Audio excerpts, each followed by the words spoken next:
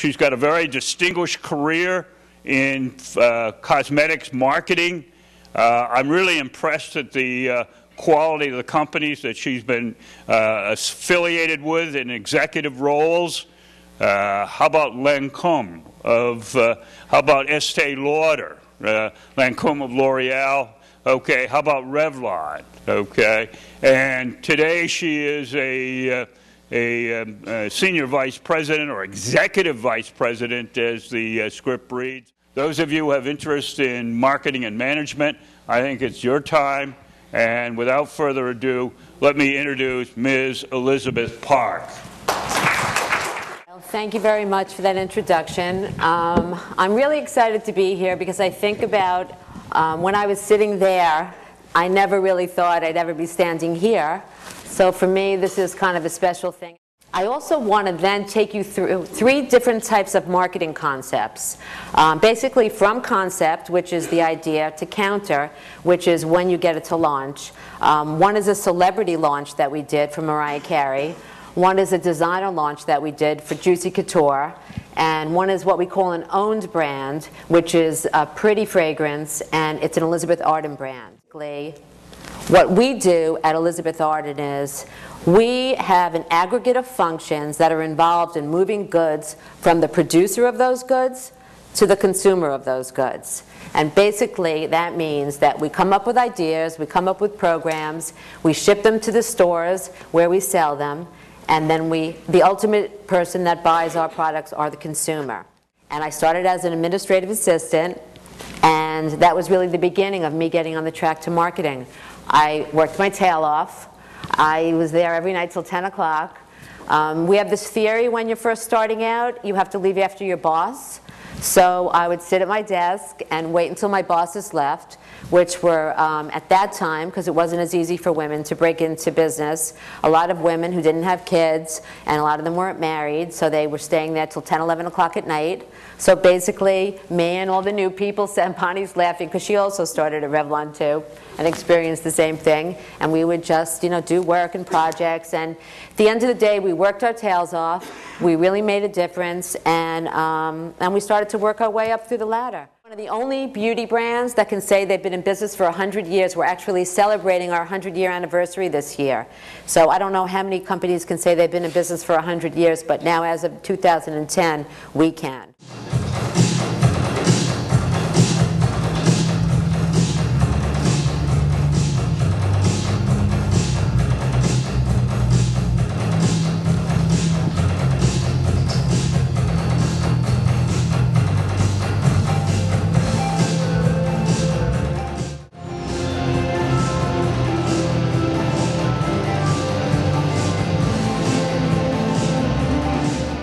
Really understand what is it, if you want to be in marketing or some aspect of it, what is it that you're actually going to be doing for a living once you get out of school and you get into a company. And there's 3 different types. So we're going to look at a celebrity launch of Mariah Carey's new fragrance, which just launched now. A designer launch, which is a new Juicy Couture fragrance, which is actually launching as we speak. And a launch that is actually an Elizabeth Arden branded launch, which is part of the Elizabeth Arden beauty part of the business. The creation of this scent with Elizabeth Arden was such an amazingly rewarding experience for me.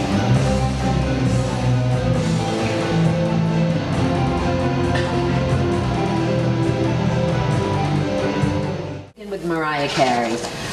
So when you're launching a celebrity launch, basically the equity in that, the value of that license that you buy is really in the celebrity themselves. So everything about what you're going to do and how you're going to promote it has to do with what value that celebrity herself has. And in this case, Mariah Carey is the #1 best-selling global female recording artist of all time. Here we have this huge brand, Elizabeth Arden. Everybody knows Elizabeth Arden, and we were nearing our 100th anniversary, and we said, what does this mean to us? What does this mean to the consumer?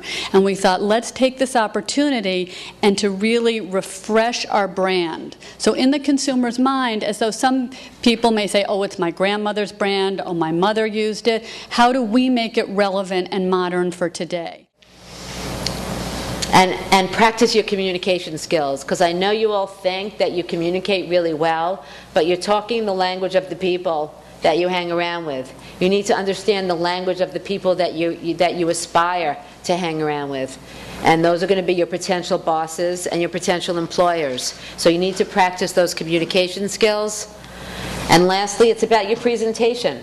You know, anytime you're anywhere where you think you might have an opportunity to network or meet important people, make sure you look the part, because people remember the standouts. I know that I do. If I go today, you know, after we all talk and we say goodbye and you go on your merry way, there will be people that stick in my mind and other people that I easily forget. But I must admit, I didn't know much about Elizabeth Arden before your presentation, and I certainly know that we were privileged to have two marketing personnel that are at the absolute top of the game, and there's no surprise to me that you both are part of the senior management of Elizabeth Arden.